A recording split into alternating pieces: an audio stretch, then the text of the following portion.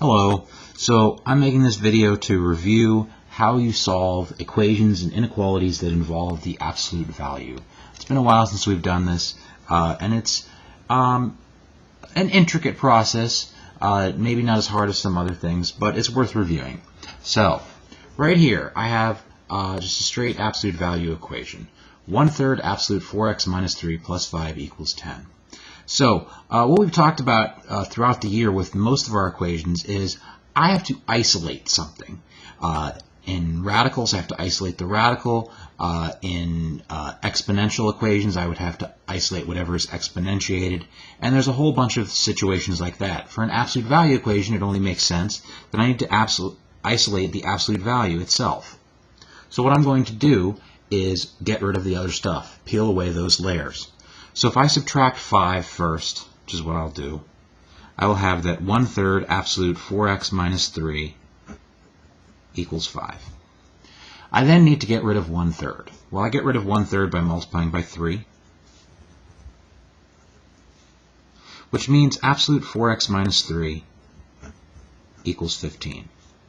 All right, once I have the absolute value isolated, now I have to actually deal with what the absolute value tells me. So this is saying the absolute value of some number, 4x minus 3, is 15. Well, remember, I'm going to sketch a little number line right here to remind us. There are two different numbers that have an absolute value of 15. One of them is, of course, 15. The absolute value of 15 is 15 because it's 15 units above 0. But if I go 15 units below 0, I get negative 15. The absolute value of negative 15 is also 15. So I have these two possibilities. Either 4x minus 3 is negative 15, or 4x minus 3 is 15. What I expect with absolute value equations is, generally speaking, I'm going to have to solve twice. So that's what I'm going to do. I'm going to write two equations. I'm going to come over here to the side. 4x minus 3 equals negative 15, or 4x minus 3 is 15. And you're going to solve both of these one at a time. So right here, if I add 3, 4x will equal negative 12. If I divide by 4, x is negative 3. Over here, if I add 3, 4x is equal to 18. X is equal then to 18 over 4, which simplifies to 9/2. So, quick and easy, I've gotten my two solutions here. My solution set is negative 3 9/2. Very simple, so long as you remember how to do this. Let's do another example like that just for posterity's sake, to make sure we've got it down. All right, so right here, darn it, I need to solve this absolute value equation.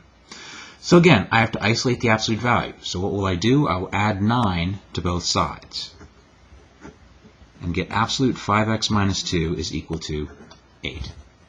Well, again, there are two numbers that have an absolute value of 8. Again, I'll sketch the number line. The two numbers I'm interested in are negative 8 and positive 8. That's what 5x minus 2 is. It's one of those two. So I get two equations for each, one for each possibility. Either 5x minus 2 is negative 8, or 5x minus 2 is 8. If 5x minus 2 is negative 8, that means 5x, when I add negative 2, is negative 6, and x is negative 6/5. Over here, 5x is equal to 10, and x is equal to 2. So, again, I have my two solutions. Now, all we've done right here is reviewed how in general to do this. Please don't try and generalize it any more than what we've done. We expect an absolute value equation to have two solutions. It does not have to be that one of them is negative and one of them is positive. That's just been the case for these two that we happen to look at. Point of fact, it does not actually have to be the case that an absolute value equation has two solutions. Let's review these and see if we can understand. Sorry, I didn't mean to scroll out right there. Scroll out. Zoom out, excuse me. Right here, not all absolute value equations have two solutions. So I have two examples right here. Now, I would solve these the same way as I did before, by isolating the absolute value. Well, for this first expression, I would subtract the 3 off first, because I undo this addition before I undo this multiplication. If I subtract 3, then what I'm left with is 2 times 9x plus 6, 2 times absolute value of 9x plus 6 is equal to 0. Well, I can then divide by 2, but if I divide by 2, 0 divided by 2 is still 0. All right. Well, here's the question. Absolute value means distance away from 0. What numbers are 0 units away from 0? Or another way of saying the same thing, what number or numbers have an absolute value of 0? The answer to both questions is just 0. So this equation will have only one solution. 9x plus 6 actually must be 0, which will mean that 9x is negative 6. And if I divide this by 9, then I will get that x is negative 2/3 when I reduce this. So be careful, because we expect absolute value equations to have two solutions, but this is one situation where we see that it in fact only has one. Now let's take a look over here. What's going on here? Well, what would I do? I would subtract 8 to isolate the absolute value, and then I have the absolute value of x plus 7 is equal to negative 4. Well, let's think about that. You're saying here that the absolute value of some number called x plus 7 is equal to negative 4. Well, what we know about the absolute value is it takes negative numbers, makes them positive, 0 stays 0, and anything positive stays itself.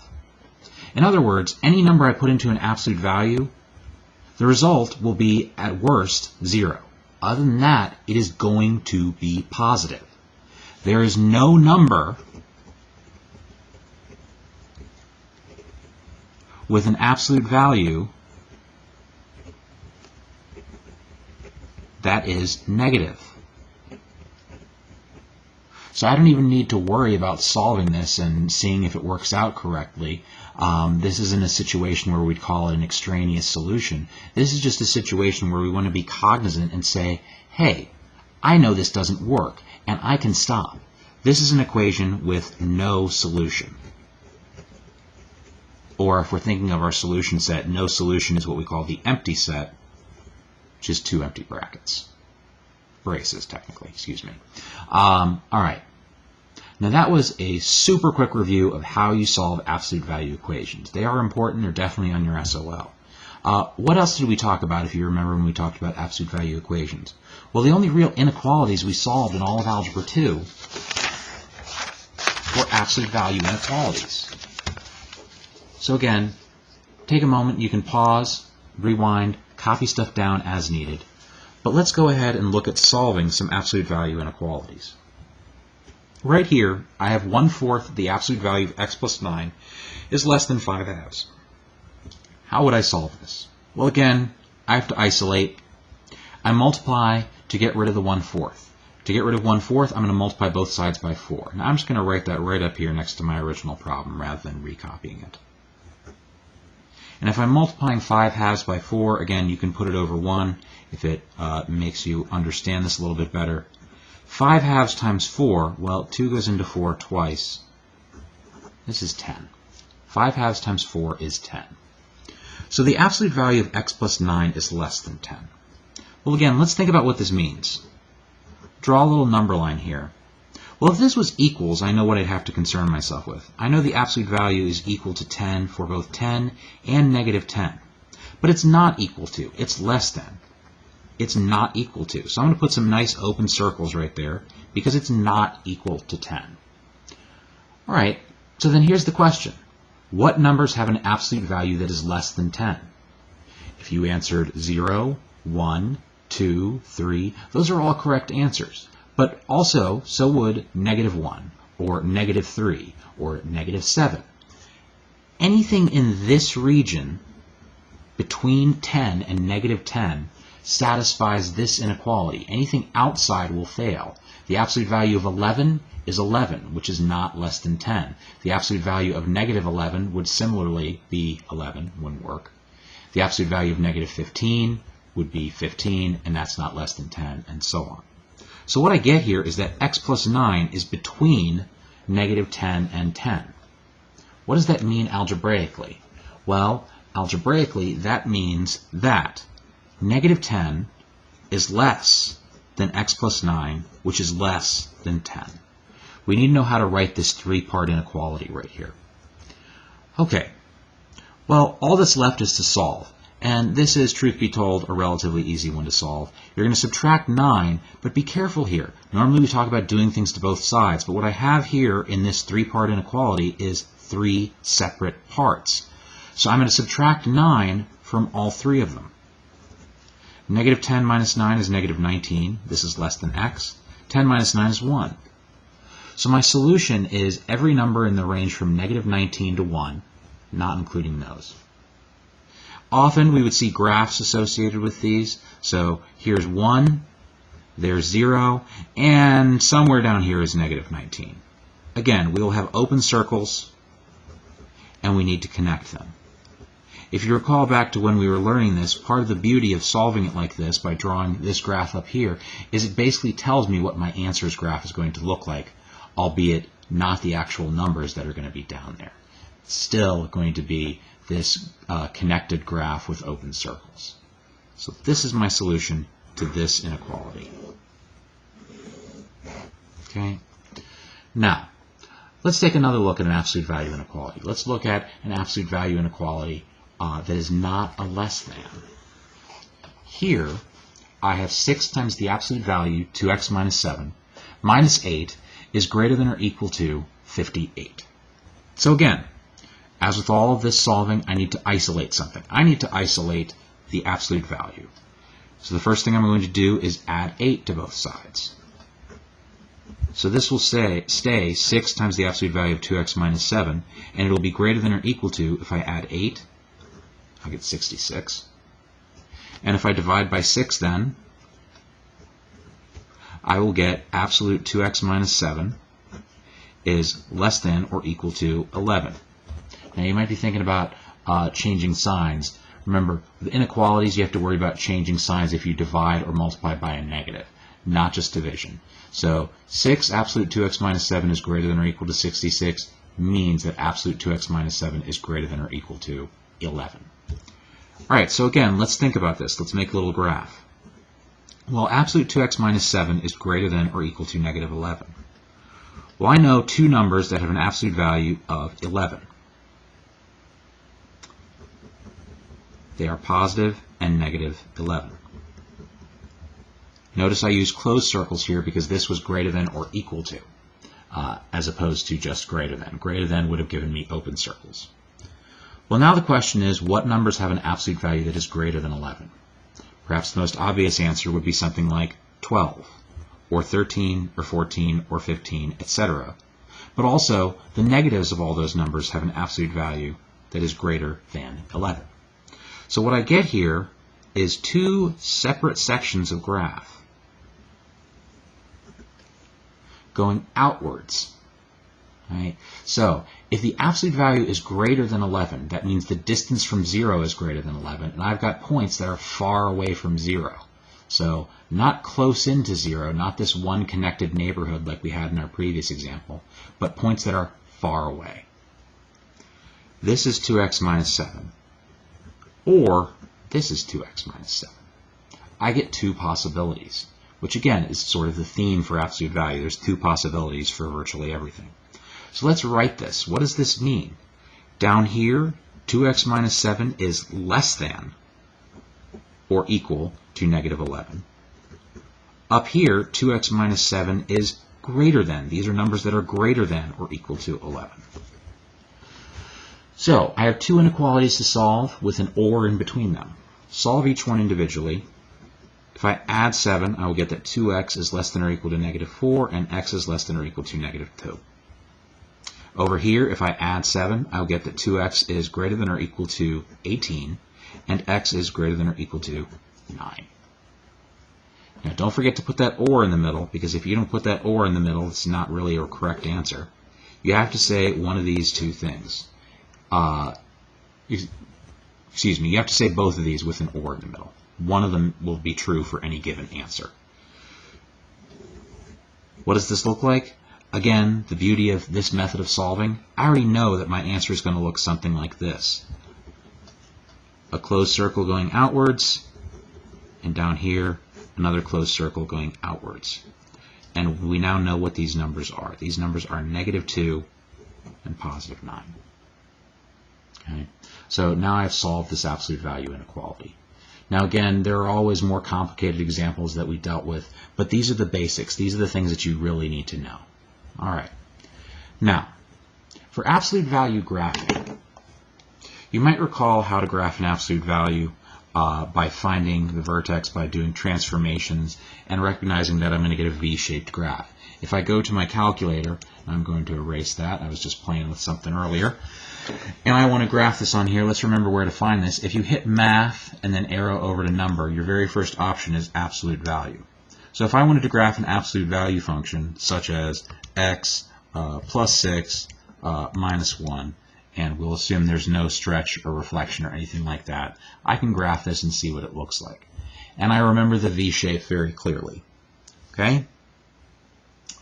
Now, be able to use your calculator, for sure. Know where that absolute value thing is, because any graphing question can be pretty effectively addressed with your calculator. Here's one thing, though, that we probably should talk about again.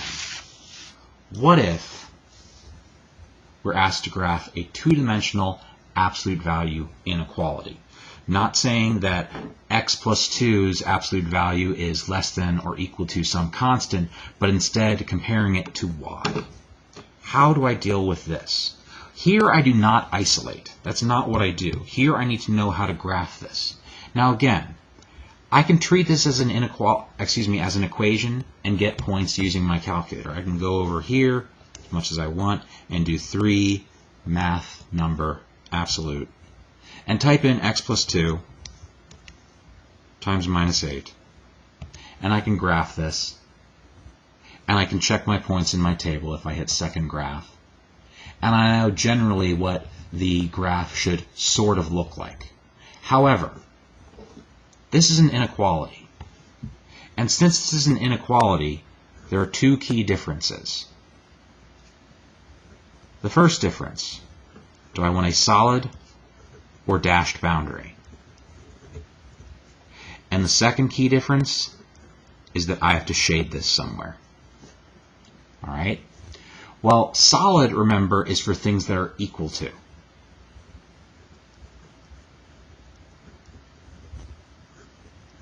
Dashed is for things that are not equal to. So this one right here, since it just says that y is less than 3 absolute x plus 2 minus 8, will most definitely be dashed. The question of shading, well, before we answer that, let's actually graph this. So I need to graph this. I need to know its vertex, which I know is 2 to the left of the origin, and then I'm going to go down 8. So that'll put me over here, 4, and 4 more. Let me make sure I didn't mess that up. There we go. And then I'm going to plot some points. I know this is V-shaped, and I got a stretch of 3, which means I'll go up 3 and over 1, and do it again, and do it again, and do it again. And I'm making a V, so I do the same thing on the other side.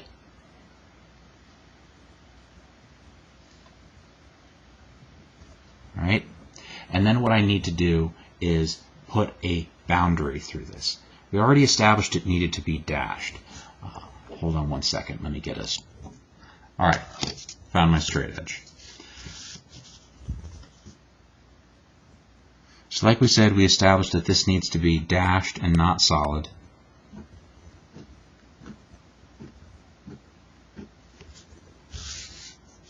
I'll do the same thing over here.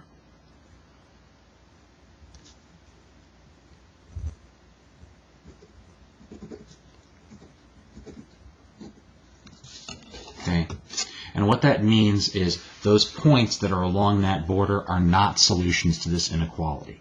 The only points that will be solutions to this inequality will be in the region that we shade. Well, how do you remember where to shade? What we talked about before was testing a point. And the best place to test, frequently you might have recall from Algebra 1 testing the origin if it was available, and it is here, but that won't always be the case. So algebraically, what the best place to test is going to be is I go from my vertex, and I'm going to go into my v. I'm going to go inside my v. In this case, I'll go straight up and just pick some point. I can go up a few points, I can go up several points, I can go up however far I want to. But right here, this is -2, -8. If I go up here to say -2, +2, I can test that. And I want to see, does this satisfy this equation? This is my x, and this is my y, of course, and I just substitute those in. 2 is less than 3 times the absolute value of -2 plus 2 minus 8. I want to see, is this true or not? Well, this says that 2 is less than 3 times the absolute value of 0 minus 8. Well, the absolute value of 0 is 0. So this just says 3 times 0. In other words, what I'm looking at is 2 is less than 0 minus 8 or -8. Is this a true statement? Of course not. 2 is not less than -8. 2 is greater than -8. So this is false. The fact that it's false means I will not shade this region. I'm going to shade elsewhere. I will shade outside my V. I will shade here.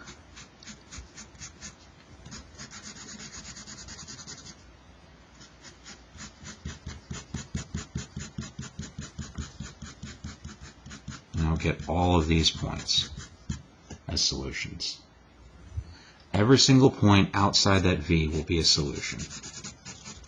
And I'm not going to worry about shading this more, but you get the idea. Alright? So that's what we talked about doing, is testing a point. You can generalize this a little bit if you understand that what it means in terms of y being less than this. If you pick a point on here, well, where are the y's less than this boundary point? The y's are less down here. But the most foolproof, robust way of doing this is to discuss testing a point. So that's what we did. So I hope this has helped. I hope this reminds you of how to do some things. That's how you work with absolute values.